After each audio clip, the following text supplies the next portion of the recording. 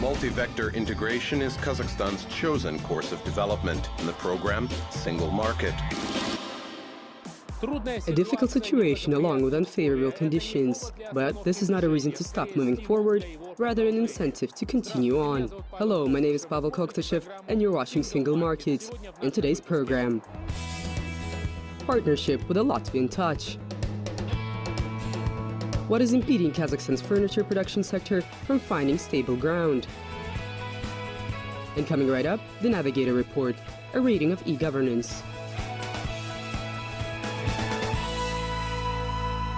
Hello, my name is Alexander Galiev, and in our Navigator Report we'll find out how the countries of the Eurasian Economic Union are positioned in the UN Global Index of E-Governance Development. The index is a complex indicator which assesses the readiness and ability of governments in the sphere of use of information and communication technologies to provide public services.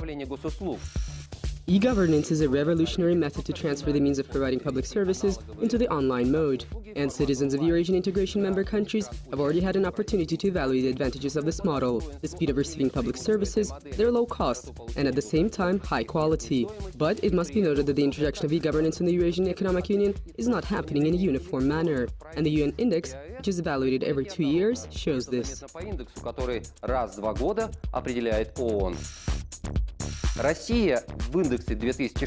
In the 2016 index, Russia was rated in 35th place. By the way, in 2014, the Russian Federation was in 27th position, hence the country went down by 8 places.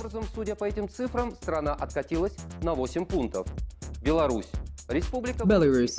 In the 2016 index, the country ended up in 49th position, up from the 55th position of 2014. Therefore, the country actually exhibited a positive dynamic. Armenia was rated in 87th place in the global rating. In comparison with 2014, the country went down by 27 positions from 61st place.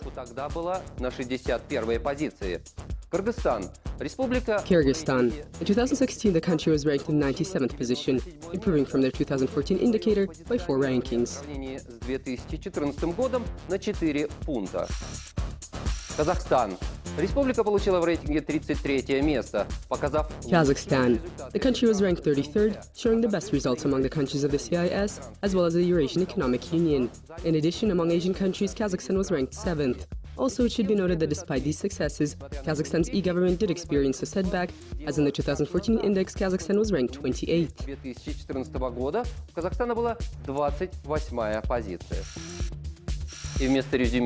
And to summarize, today e-governance is the only option in the plan for providing public services. Huge investments are being made into the sector, and various technologies and models are being used. Therefore, at the risk of getting ahead of ourselves, it is possible to forecast that the results of the 2018 e-government development index will be very interesting. That's all from me. Until next time on Single Market.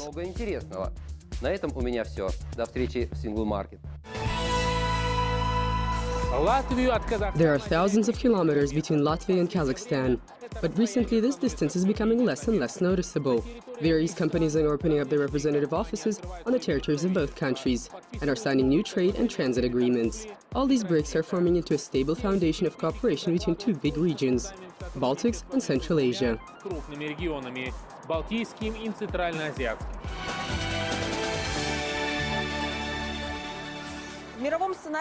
On the global arena of cargo transport development, Kazakhstan and Latvia have a similar role as a transit corridor. And because the map of the routes has remained almost the same, aside from the appearance of qualitatively new highways and means of transport, they played this role in the past and will continue to do so in the future. If we draw parallels in the country's histories, then in the ancient times along the Great Silk Road, Kazakhstan served as a junction intersection, where merchants from China sold some of their goods, stopped by for rest, stocked up on provisions, and continued on further with their caravans. Almost a similar thing was happening on the territory of Latvia, except that the route of merchants to Greece lay through the sea, and goods were transported by ships. Today, at the backdrop of the development of transit routes and various options of cargo transport, both countries are now motivated to seeking different points of intersection of mutual interest.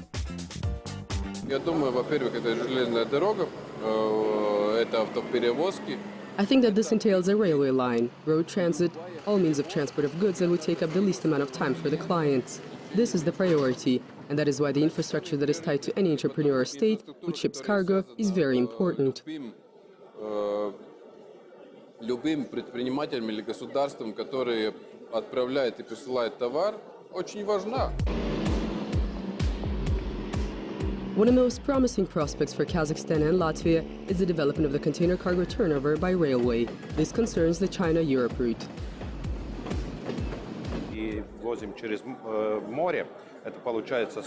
We ship by sea, which takes 40 to 45 days. And by train, this would take 14 days. We're evaluating how fast our financial turnover will be. This is quite important. And that is why we give a positive assessment of our already established cooperation with Kazakhstan. By the way, railway cargo transport between Kazakhstan and Latvia commenced in 2003, when the container train Baltica Transit started its regular operations. This served as an impetus for the realization of joint projects in the sphere of logistics and creation of new enterprises. In less than just 6 years, their number on the territory of Latvia increased fourfold. For example, in 2010, there were 50 of them, and today their number has already reached 201.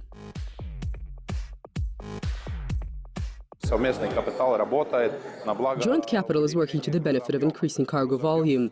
It is growing every year, but we're seeing possibilities on which we could work to increase them.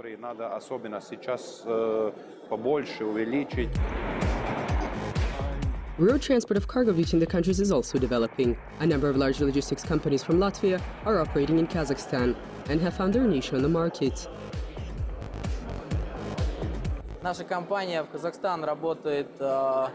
Our company has been operating in Kazakhstan since 2012. We're engaged in road transport of cargo, all types of cargo, by auto transport, using refrigerating systems. We also do customs clearance of cargo in the European Union, transport the cargo here, and prepare all the customs documents. Latvian transport companies have a number of arguments in favor of development of Kazakhstan's road transit. One of them is the prospect related to the operation of the transnational automobile corridor, Western Europe, Western China.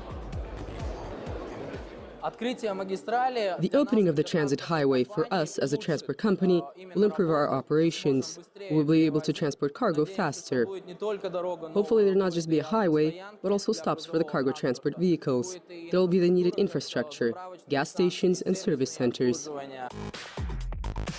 Another factor which is taken into account in Latvia in favor of Kazakhstan as a reliable platform for the development of road transport are the optimal conditions for obtaining a visa.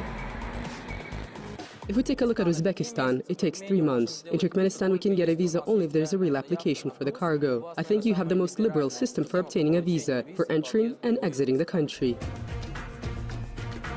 In turn, Baltic partners are offering Kazakhstan's companies the option of expanding their presence on the seaports of Latvia, in Ventspils, Liepāja and Riga. They operate all year round, and the terminals located on the territories of the ports can process various types of cargo, which is transported within the framework of the new Silk Way. For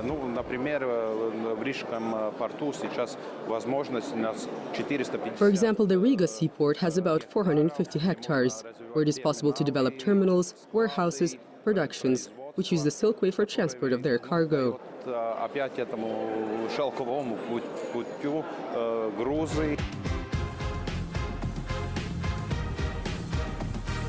Latvia has developed transport and logistics infrastructure, and Kazakhstan's prospects of becoming a Central Asian hub set cooperation between the countries on a path of greater possibilities. And meetings with participation of Latvian and Kazakhstan's business communities attest to this. Following other countries of Eastern Europe, Poland, Hungary and Lithuania, Latvia is working actively on the expansion of its trade and economic relations with Kazakhstan. And this movement is taking on progressive momentum, because in today's global world, everything is resolved through direct ties, close contacts and mutual interests. Zulfiya Timirgaliyeva, Askar Aitkenov, exclusively for Single Market. Consumer goods, first and foremost household items, are always in demand, and this concerns not only domestic production, but also exported goods. One of the illustrative examples is Kazakhstan's furniture market. The country has 665 registered enterprises which operate on the furniture market, but they satisfy only 30% of the consumer demand. The remaining 70% is satisfied by imports. Hence, Kazakhstan's sector is not keeping up with the demand, and producers from other countries are successfully occupying this niche.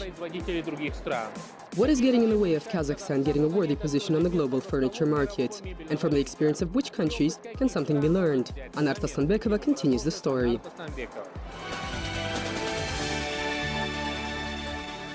Just 3 years ago, Kazakhstan's revenues from furniture production reached $800 million. Today, they barely reach 350 million. Hence, they have fallen by 2.3 times. This begs the question, what happened to our furniture industry and how did it get to the point of almost non-existence? To start, it would be logical to turn to the experience of other countries, because the main share of consumer demand for furniture in Kazakhstan is satisfied by imports. Belarus is the main supplier of furniture on the market of the Eurasian Economic Union. A large share is shipped to Russia and Kazakhstan. What's more, the geography of exports of furniture from Belarus encompasses 50 countries.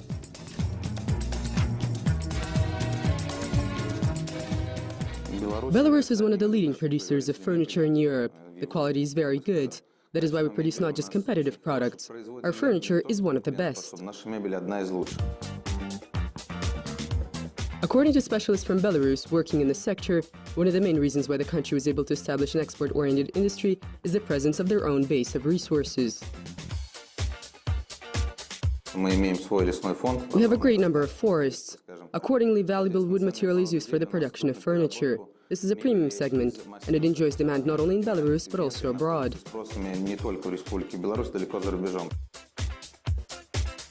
By the way, in addition to the premium segment, production of furniture for the middle class is actively developing in Belarus. These products are made out of laminated chipboard wood and fine wood fraction, and they have an optimal balance of price and quality.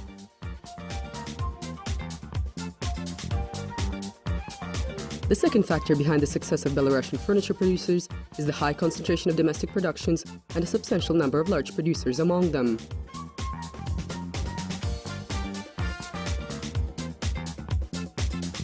And finally, the third factor which contributes to the promotion of the interests of Belarusian producers is the local government support.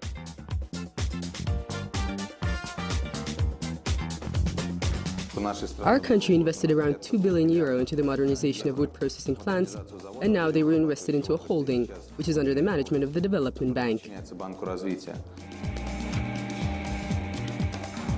Unlike in Belarus and Kazakhstan, it is mostly small enterprises that are engaged in the furniture production sector. Their share is 90%. There are almost no large producers because this sector is considered to be risky due to the absence of a stable resource base. Experts of the Association of the Furniture and Wood Processing Enterprise of Kazakhstan believe that the problem of absence of resources needs to be resolved following the principle of sticking to the point of business. In other words, by establishing furniture production plants near the forested territories of the country.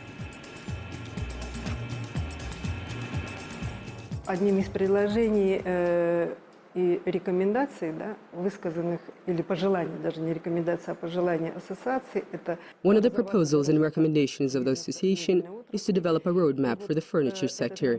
This document will allow to revive these plants on the long-standing forest industry complex of the country.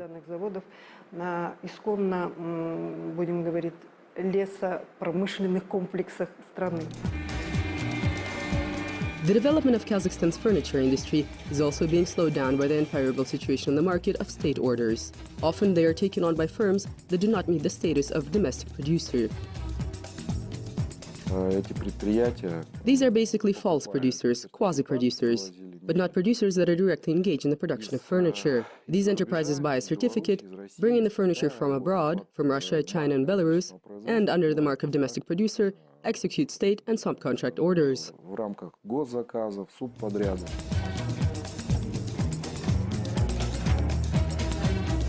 Kazakhstan's National Chamber of Entrepreneurs has taken note of all the comments and in turn informed the country's business community that the furniture sector, as a processing sector, is one of the country's priorities. The state's plans include the opening of specialized industrial zones in which a favorable business climate will be created for the sector's enterprises.